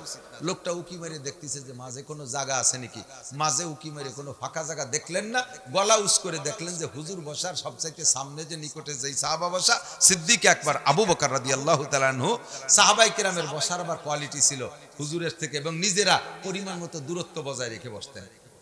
এই কথার সাথে এসে গেল বলে যাই, নবী আলাইহিস সালামের কাছ থেকে সাহাবায়ে কেরাম আদর্শ শিখছেন, যেটা শিখতে আল্লাহ বলেন লাকাদ কানা লাকুম ফি রাসূলিল্লাহি উসওয়াতুন হাসানাহ, রাসূলের ভিতরে তোমাদের উত্তম আদর্শ রয়েছে। এই আদর্শ সাহাবায়ে কেরাম শিখছে। সাহাবায়ে কেরামদের থেকে আমাদের আদর্শ নেওয়া যেতে পারে, কথা বলেন যায় কি যায় না? সাহাবায়ে কেরাম থেকে নেবেন নাকি কি কয় ওই যে ডারউইনের থেকে নেবেন? সাহাবায়ে কেরাম থেকে আদর্শ নেবেন। বসার আদব খেয়াল করেন, খুব খেয়াল করেন, খুব খেয়াল করেন। সাহাবায়ে কেরাম হুজুর সাহাবায়ে কেরামদেরকে শিখিয়েছে, তারা পরবর্তীদেরকে শিখিয়েছে। সাক্ষাতের সিস্টেম কি? সাক্ষাৎ, প্রথম আদর্শ সাক্ষাৎ। সাক্ষাতের সিস্টেম, আপনি তোকে সালাম দেবেন। ইসলামের সাক্ষাতের পদ্ধতি হলো সালাম। জোরে বলেন কি? সালামটা সুন্নতি ভাবে পরিষ্কার ভাবে দেবেন। মোবাইলে দেন আর ডাইরেক্ট দেন। মোবাইলের সালাম হয়ে গেছে টেডি সালাম। কোন দেরে রিজি হ্যাঁ আসসালাম কি কইছে হ্যাঁ আসসালাম সুমুকুম স্যার আমি শুনি পুলিশি একজন জুনিয়র সিনিয়র সুমুকুম স্যার সুমুকুমের কি মানে সাইকম স্যার ছয়কম স্যার কততে ছয়কম এরকম কি সালাম। আবার সালামের আগে যদি হ্যালো কয় মাসালা শুনে নেন সালামের আগে যদি হ্যালো কয়ে তারপরে সালাম দেয় হ্যালো আসসালামু আলাইকুম ওই সালামের উত্তর না দিলে গুনাহ হবে না কারণ আপনি সালামের সুন্নতের খেলাফ করছেন। আগে সালাম পরে কালাম শোনেন না নুরানি আল্লাহর পড়ে আসসালাম ক্বাবলাল কালাম আগে সালাম পরে কালাম। যদি হ্যালো কয়ে বলেন সালামের আগে তাহলে সালামের আগে হ্যালো কালাম হয়ে গেছে ওই সালাম আপনার সালাম নাই সালাম নষ্ট হয়ে গেছে। মোবাইলে কখনো হ্যালো বলবেন না সালাম তো সালামই সালামই আমার শুরু ঠিক না কত সুন্দরভাবে সালাম। আমার ছোট হুজুর রহমতুল্লাহ আলাইহি বলতেন মিয়া গেলাম পুলিশ লাইনি পুলিশদের সাথে দেখতি আল্লাহু আকবার যাই দেই যে ছোটরা বড়কে সম্মান করতেছে এক শট এক লাথি দিয়ে এরকম দেয় না তার মানে এক শট আর মাটিতে একটা লাথি দেয় মানে লাঠিটার জায়গা মতো দিতে বললাম না মাটিতে দিলাম এরকম কি শ্রদ্ধা পদ্ধতি এরকম কিসের সাক্ষাৎ একই কোন আদর্শ আমাদের আদর্শ আসসালামু আলাইকুম ওয়া রাহমাতুল্লাহি ওয়া বারাকাতুহু আল্লাহর পক্ষ থেকে আপনার উপরে শান্তি রহমত বরকত নাজিল হোক আর আপনিও সেই দোয়া দেন ওয়া আলাইকুম আসসালাম ওয়া রাহমাতুল্লাহি ওয়া বারাকাতুহু কতক্ষণ উভয় উভয়ের দোয়া করছি দোয়ার মাধ্যমে সাক্ষাৎ এরপরে মুসাফা সফহন মানে হাতের কবজি এই কবজিকে কবজির সাথে মিলে নুকে বলে মুসাফাহা দুই হাত দিয়ে মিলাবেন প্রয়োজন যদি বাম হাতে করে সমস্যা কিছু হাতে হাতে থাকে ডান হাত দিয়ে মিলাবেন বাম হাত দিয়ে মুসাফা করবেন না ডান হাত দিয়ে আবার এই যে হাতের আগার সাথে একটু একটু সোয়া দিয়ে এর মধ্যে থুয়ে দেন।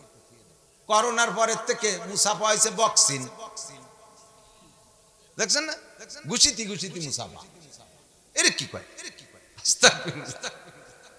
এই পাশে হাতের করোনা আছে এই পাশে নাই করোনা যদি থাকে তাহলে সারা গায়ে আছে কিছুদিন করোনাতে বাঁচার জন্য মাস্ক পরছে পরে কয় যে মাস্ক একটাই হবে না দুটিয়ে লাগবে না হে একটা দোতলা মাস্ক কান্ডাই কুমো ভেসা দেশে তা টানি রাখতে হবে না বেহায় খুলিয়ে যায় এরপরে কয় যে না হতে হবে না পিপি ভর্তি হবে কারণ ফুটো পালি ঢোয়ে করোনা ছিদ্র পাইলেই ঢোকে পরে কয় পিপির মধ্যে দিয়েও ঢুকতেছে এরপরে টিকে লাগাও টিকে বেশি কোটি কোটি টাকা কামাই করে নেছে বাংলাদেশের জনগণকে খাইজুনি চুলকনিতে পচাই দিয়ে গেছে কতক্ষণ সব ডাক্তাররা কয় যে এই করোনার টিকে নিয়ে একটু চুলকনি হয়েছে তাকে পয়সা তারা কামাই করে খেয়ে গেছে আমরা বলদের দল আমাকে সরকারও পাইকারিদের ঠেসি ধরে টিকে দিয়েছে টিকে না নিলে বাসে উঠতে দেবে না টিকে না নিলে ভিসা দেবে না টিকে না নিলে উমরায় জাতি দেবে না টিকে না নিলে বিদেশ জাতি দেবে না পাড়ায় ধরে টিকে দিয়ে ছাড়ছে আর এখন লক্ষ লক্ষ মানুষ খাইজনি চুলকনিতে পৌঁছে যাচ্ছে এবার ওষুধ না আবারই নে ওষুধ আবিষ্কার হয়নি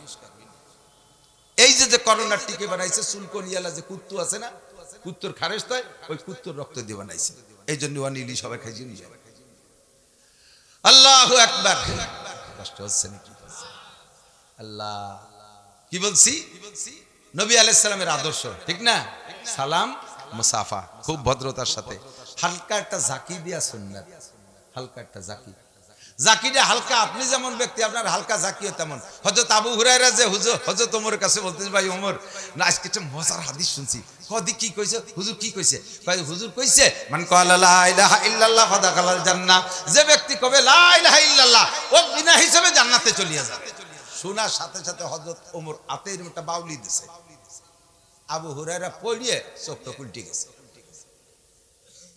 ওমর এরম দেশে খালি কারণ ওমর তো মেলা লম্বা আবু হুরায়রা লম্বা মানুষের শক্তিও বেশি আরবিতে বলে কুল্লু তবিলিন আহমাক ইল্লাল ওমর বেশিরভাগ লম্বা মানুষ বলদ হয় বেশি লম্বা উটাক্কা লম্বা যারা তারা একটু বুকা বুকা হয় কারণ এই আকল তৈরি হতে ব্রেন আর হার্ট লাগে এই কলব আর মাথা এই দুটিয়া মিলে আলো জ্ঞান তৈরি হয় তা লম্বা মানুষের মাথা তো ওই কলবের থেকে খানিক দূরি ওই জায়গাতে এসে সেট হতে সময় লেগেছে সে আবাক আবাক হয় আর খাটো মানুষের এই মাথা আর কলব কাছাকাছি ওরা মাটির তলতে বুদ্ধি চায় কুল্লু তবিলিন কি বলে কুল্লু কসিরিন আজাজি ইল্লাল আলী আর বেশিরভাগ খাটো মানুষ দুর্বল হয় শক্তিতে কম হয় কিন্তু আলী ছাড়া আলী খাটো ছিল কিন্তু শক্তির তো কারখানা তো তো হযরত ওমর রাদিয়াল্লাহু আনহু লম্বা মানুষ, হাতে একটা বাউলি দিয়েছে, আবু হুরায়রা পড়ে গেছে। কেন বাউলিটা দিলেন কেন, এটা থাবা দিলেন কেন? কয় তুই আর জীবনে এই কথা মানছিলি কবি না, কোনোদিন এই কথা কবি না যে একবার লা ইলাহা ইল্লাল্লাহ পড়ে ব্যস্ত চলে যেত। আমরা বেটার একদিন কিন্তু কি রে বেড়া সেই খালি লা ইলাহা যদি ব্যস্ত চলে যাবে, তা আমি তাহাজ্জুদ পড়লাম কেন, আমি এত কিছু করলাম কেন, এত যুদ্ধ কেন করলাম? কার ভাইজান হুজুর কইছে তা আমি কব না, কত তবুও তুই করতে পারবি না, চল আগে হুজুরির দ্বারা গাও। হযরত আবু হুরায়রা মার খাইয়ে কান্তি কান্তি হুজুরের কাছে গেল, হুজুর ওমর মারছে। হুজুর ওমর মারছেন কে? কয় হুজুর ও যা কয় দেশের মানুষ ৭৬ কিলো মানুষ সব তো গাফেল হয়ে যাবে, ও কয় যে খালি লা ইলাহা ইল্লাল্লাহ পড়ি বেস্তে চলে যাবে, আপনি কি কইছেন? তা আমার বাল ঠেই নেই, যদি শুধু লা ইলাহা ইল্লাল্লাহ বেস্তে চলে যায় তাহলে তো সব মানুষ নামাজ কালাম ছাড়িয়ে দিয়ে খালি লা ইলাহা ইল্লাল্লাহ নিয়ে পড়ি থাকবে না। ওরাই কত নিষেধ করছে। হুজুর কয় ওমর আল্লাহ কইতে কইছে একটু করে যদি পার হয়ে যায় তা তো তোমার কম পড়ছে কি? তো হযরত ওমর কয় যে হুজুর আল্লাহ যদি কয় তার জায়গায় তার আমার করার কিছুই থাকে না, তবে উম্মত অলস হয়ে যাবে, খালি লা ইলাহা ইল্লাল্লাহ পড়ি বসে থাকবে, নামাজের দ্বারে যাবে না। বাউলি দেশে হাতে একটু করতে, আপনি 6 ফুট লম্বা আমার মতো শূন্য মৌলবী, হাতে একটু হ্যান্ডশেক করে জাকি দিয়া সুন্নত, ছোট্ট একটা খোট্টান দিয়েছেন, গোড়াইতে ফিলি গেছে, খটিতে পারে গেছে। টান্ডাও দিতে হবে আপনার মাপে ঝুঁকে, হালকা একটু চাপ দিতে হবে, এমন ভাবে চাপ দিয়েছেন কল কল করে আঙ্গুল কটা গুছা এক জায়গায় গেছে, এটাও সুন্নাত না। আল্লাহু আকবার। এরপরে মুআনাকা, কুলাকুলি, অনুকুল মানে গলা, গলায় গলায় মিশানোর কায় মুআনাকা, এক পাশ। বলেন কয় পাশ? 3 পাশের সময় হয় না, 3 পাশ সুন্নাত না, যার যার ডাইন পাশ, যার যার ডাইন পাশ। আপনিও ডাইন গলা লাগাবেন, উনিও গলা, গলায় গলায় মিশানো। কিন্তু বুড়ি যদি এত বড় হয় গলা মেশে, শেষে মুআনাকা হয় না, মুবাতানা, পেটাপেটি, পেটে 2 ঘষাই দিয়ে, এটি ছিল সুন্নতের খেলা। এরপরে বসা, খেয়াল করেন আমরা উলামায়ে কিরাম আসি, আমি আমাদেরটা বলতেছি, আসছি অনেক পরিশ্রম করে আসছি। আগামীকালকে আমার রংপুর বদরগঞ্জ যেতে হবে, সন্তোষপুর বদরগঞ্জ, আল্লাহ যদি না ইনশাআল্লাহ যাইয়ে সেখানে 2টা মাহফিল সামনে, আমার কত লং জার্নি, একটা রাইতে তো বসে থাকি না, আমার আরেক জায়গা মাহফিল করে আসি, এরপরে আরেক জায়গা যাবো, এরকম থাকে মাঝে মাঝে। তা আমি একটু এসে বসছি, মুসাফা করে করে সব গাতি মেরে আমার পাশে বসে গাদাইয়ে বসে রয়েছে, আমারে বেরেন্ডে একটু বিরতির নীতি দেয় না। কর্তৃপক্ষ একটু নাস্তা পানির ভালো ব্যবস্থা করছে হুজুরকে জন্য, 20-22 জন যে মুসাফারে বসে রয়েছে তাকে জ্বালায় তার দ্বিতীয় সুযোগ পাচ্ছে না। ওদিকে আমারও তা খাওয়ার একটু কন্ট্যাক্ট করেছে, খাবো, কিন্তু এই জেলায় দিতে পারছে না। এর মধ্যে মাইকের সময় হয়ে গেছে, স্টেজের সময়, হুজুর আপনার তো খাতি দিতে পারলাম না, কিন্তু বাকি এই যে পাইকারি ধরে বসে রয়েছে, আইসে আমার গাছ সাথে ঘেসে গেছে, কথা বলতে গেলে মুহির সাথে নাক মিশাই দিয়ে, নায়ের সাথে মুখ মিশাই দিয়ে কথা কবে, সব নিজের মুখে যে গন্ধ সেটা নিজেই বোঝা যায় না, ঠিক না? নিজের মুখে, প্রত্যেকের মুখে, বিশেষ করে বয়স বাড়লে গন্ধ হয়, এই গন্ধটা নিজের না নিজের টের পাওয়া যায় না। নাহের সাথে মুখ মিশিয়ে দিয়ে কথা কইতেছে, বক বক করে গন্ধ আসতেছে, আর মাঝে মাঝে ছিটতেছে। আমি তো আর প্রতিবারই নেই ভাই তোমার মুখে গন্ধ কষা সরিয়ে বসো, লাস্টে আমি একটু কই যে ভাই আমার মুখের গন্ধে আপনার কষ্ট হতে পারে, একটু দূরত্ব বজায় রেখে কথা কয়, আমি এভাবে কই, আমার মুখের গন্ধে আপনার কষ্ট হতে পারে, দূরত্ব বজায় রেখে। আমার জড়াই ধরি একটু খুশিতে, মুখ ভরা পান, কাঁচা সুবই দিয়ে খাইছে, খড় দিয়ে এক জাগ মুঠি, মুখের মধ্যে লাল, গলা জড়াই দিয়ে কুলাকুলি হতে, যে ওই পাশে মুখ রেখে আইসে দিছে না কান দিয়ে দিছে আল্লাহ জানে, ফসফস করে স্প্রে হয়ে আমার সাদা জামাটা লাল হয়ে গেছে। তোরই এই ভালো কিরা বাস্তি কইছে কদি, এটা আদব না, এটা আদব না, এটা আদর্শ না। বসার আদব, দূরত্ব বজায় রেখে বসা, কথা বলার আদব এতটুকু দূর থেকে কথা বলা, যাতে একজনের কারণে আর একজনের কষ্ট না হয়, গন্ধ না আসে, এভাবে লক্ষ্য করে কথা বলা।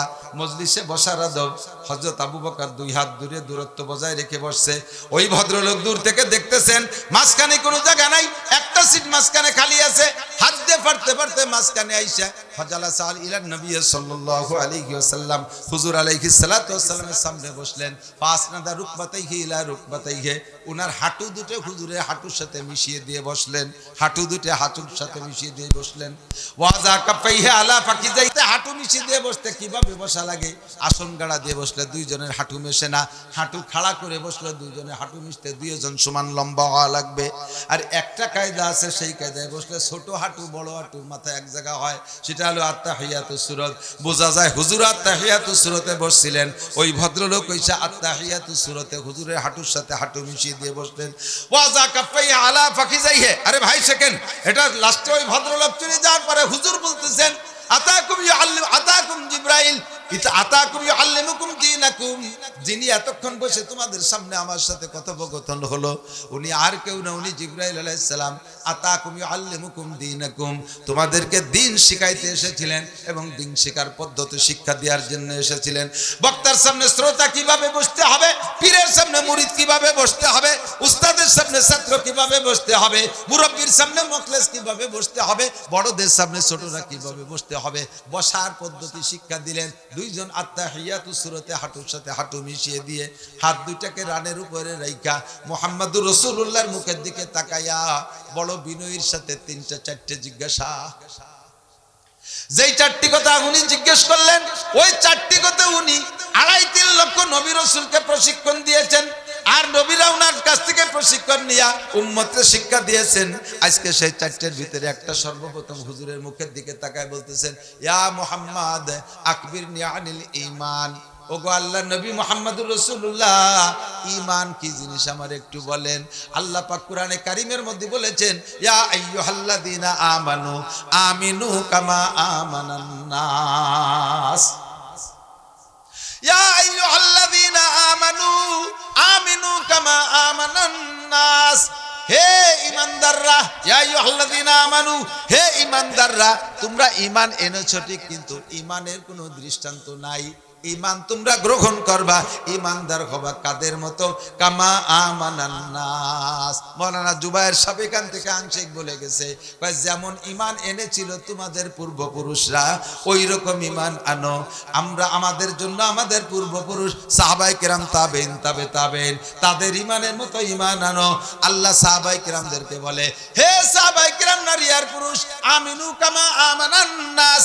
আগের মানুষে যেমন ঈমানদার ছিল, তুমি ওই রকম ঈমানদার হও। আগের মানুষ কেমন ঈমানদার ছিল, আর ঈমানের বেনিফিট তুমি আল্লাহ তাদেরকে কি দিয়েছো? আল্লাহ পাক রব্বুল আলামিন বলেন, তুমি শুনতে চাও ঈমানের বেনিফিট কি? আমার ইব্রাহিম আলাইহিস সালামের মায়ের ঈমান ছিল আল্লাহর প্রতি। ইব্রাহিমের মায়ের ঈমানের বদৌলতে বাঘের মুখের থেকে তার নিজের বাপ আজর, ইব্রাহিম আলাইহিস সালামের বাপ আজর মিস্টার নমরুদের স্বরাষ্ট্রমন্ত্রী, হাজার হাজার শিশু সন্তান, পুত্র সন্তানকে জবাই করে দিয়েছে। এইরকম জালেম আর জাল্লাদ বাপের হাতের থেকে আল্লাহ পাক ইব্রাহিম আলাইহিস সালামের মায়ের ঈমানের ওসিলায় তার সন্তানকে তার কোলে ফিরিয়ে দিয়েছে। হে মহিলা, তুমি যদি আগের নারীদের ঈমানের মতো ঈমান দিতে পারো, মুসা আলাইহিস সালামের মায়ের ঈমান ছিল আল্লাহর প্রতি ভরপুর।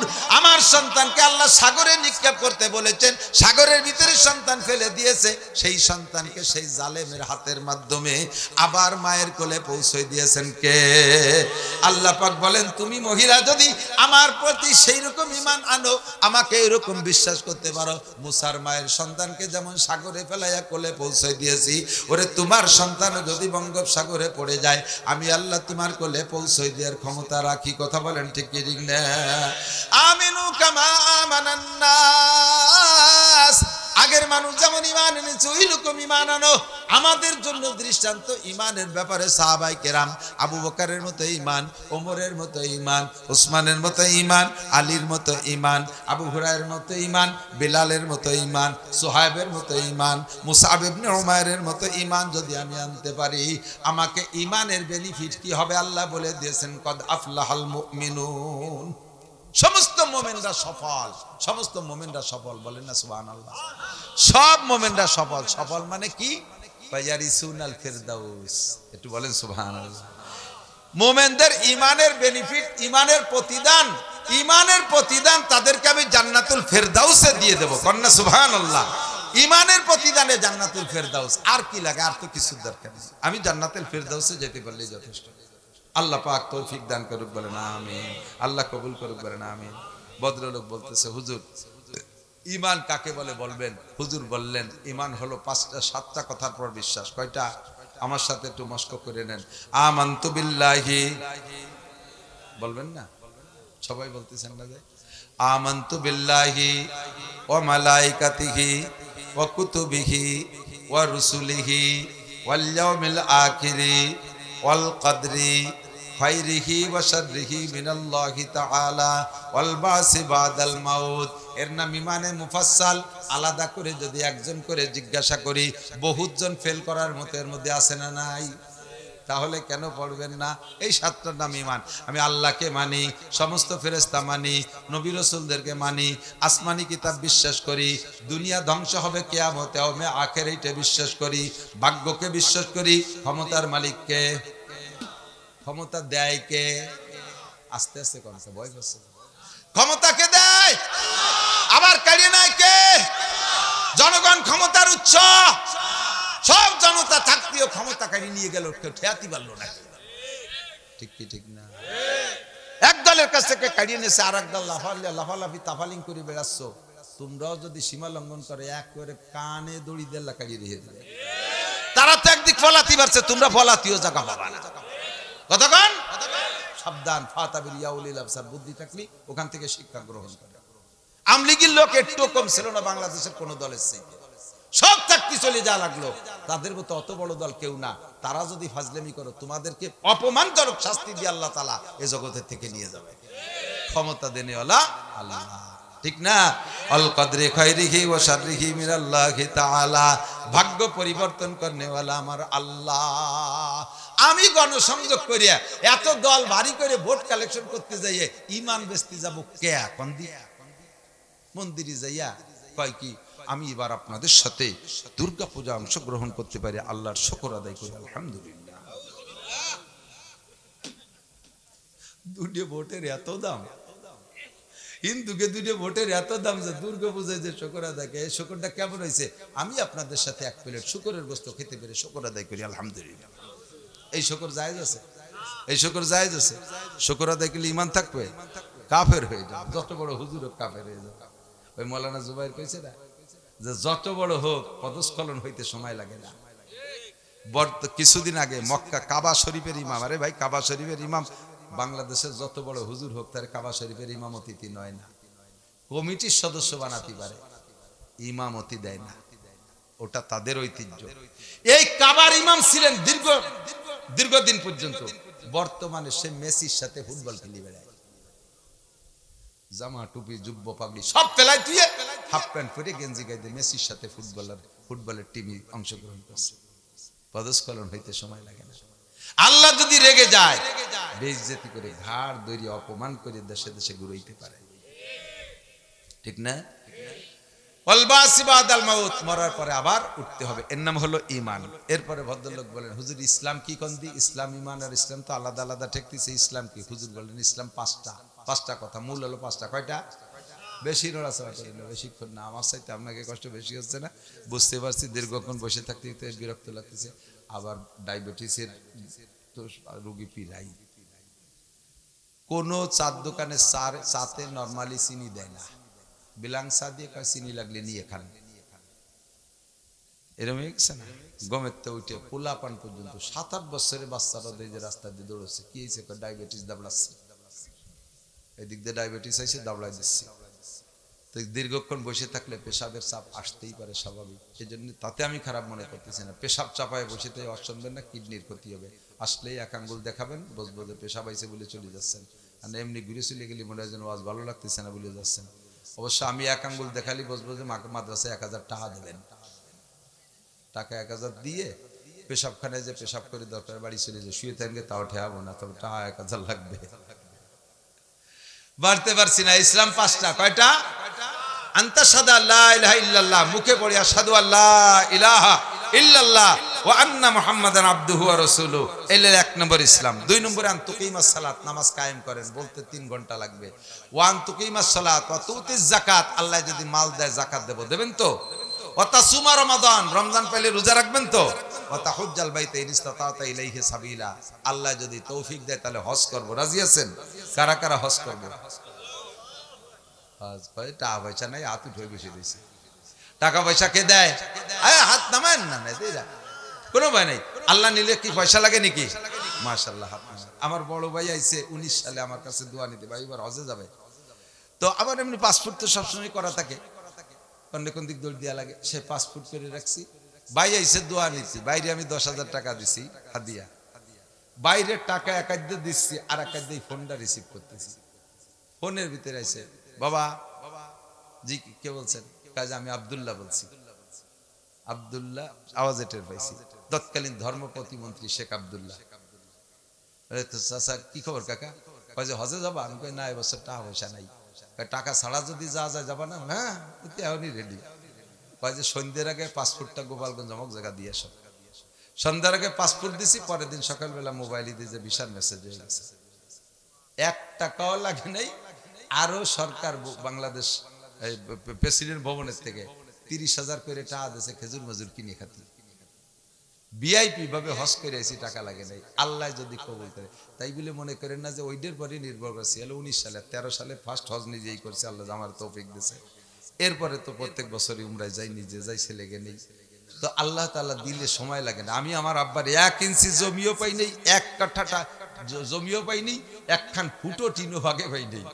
আব্বার 1 বস্তা দোয়া নিয়ে আল্লাহ তাআলা আমার সব দিয়ে দিছে, সব দিয়ে দিছে। ছেলেকেও সবাই উমরা করেছি, মেয়েকে নিয়ে যাব এখন। আল্লাহ পাক মাদ্রাসা করা তৌফিক দিয়েছে। তাই আমি শুকর আদায় করি। আপনি হাত কেন উঠাবেন না? আপনার জমি নাই, টাকা নাই, তার কাছে কি কোনো তোর অভাব আছে? কোনো তোর অভাব আছে? আল্লাহ তাআলা তৌফিক দিলে একটু সময় লাগে না, কথা কান। তো উমরা করতে মিনিমাম 2 লাখ টাকা লাগে। ইদানিং 1 লক্ষ টাকায় কিছু হয় না। 1.5 লাখ টাকা ট্রাভেলসে না দিলে 5-6 মাইল দূরে নিয়ে থবে, সেই জায়গা থেকে একদিন উমরা করে যেয়ে পরে মসজিদে আসতে পারবেন না। বাসায় বসে বসে আল্লাহ দিতে পারবেন। কাবাঘর দেখতে যাবেন জীবনে একবার। প্রত্যেকটা ওক্তে যদি মসজিদে যাওয়া না যায়, হেরেম শরীফে না যাওয়া যায়, মনের এসি আর কষ্ট থাকে না। আর এই অল্প টাকায় উমরায় গেলে দূরে নিয়ে ফেলাইতে হবে, ওই ওক্তে ওক্তে যাইতে পারবেন না। কমপক্ষে 1.5 লক্ষ টাকার প্যাকেজে যাবেন। আর 1050 টাকা খেজুর খুরমা তসবি তাহলিল একটু কিনতি লাগে 13-14 দিনের ভিতরে। আর হজে যাইতে গেলে মিনিমাম 7 লাখ টাকার প্যাকেজে যাবেন, নইলে কষ্ট হবে। এই টাকাটা আল্লাহর কাছে অভাব নাই। আমরা নিয়ত করছি, আল্লাহ আমাদের যা তৌফিক দান করুক, বলেন আমিন। রাজি আছেন তো ইনশাআল্লাহ?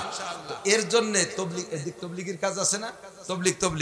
তবলিগে যদি কেউ 1 চিল্লা 3 চিল্লা তশকিল করে, তখন কি করে? কয় যে 200 টাকা উসুল করো, 200 টাকা জমা দাও। এই 200 টাকা যদি জমা দেয়, তাহলে ওই লোকটার তবলিগি যা শিওর হয়ে যায়। কারণ ওই 200 টাকার টানে বাকি যে কয় টাকা লাগে তাই গুছায়, বাকি টাকা গুছায়, ব্যবস্থা করে যায়। তা আপনিও হজ আর উমরার নিয়ত করছেন, 1000 টাকা এই মাদ্রাসায় জমা দেন। হুজুররা এখন থেকে আপনার জন্য দোয়া করতে থাকবে যে আল্লাহ ওই লোক আমাকে মাদ্রাসায় 1000 টাকা দিয়ে দিয়েছে হজের জন্য। আপনি যে তার দোয়া করতে সময় পাবেন না, এই হুজুরকে দোয়ায়, তালবে ইলমকে দোয়ায় আল্লাহ তাআলা আপনার হজের টাকা উমরার টাকা জোগাড় করে দিতে পারে। পকেটে যদি 1000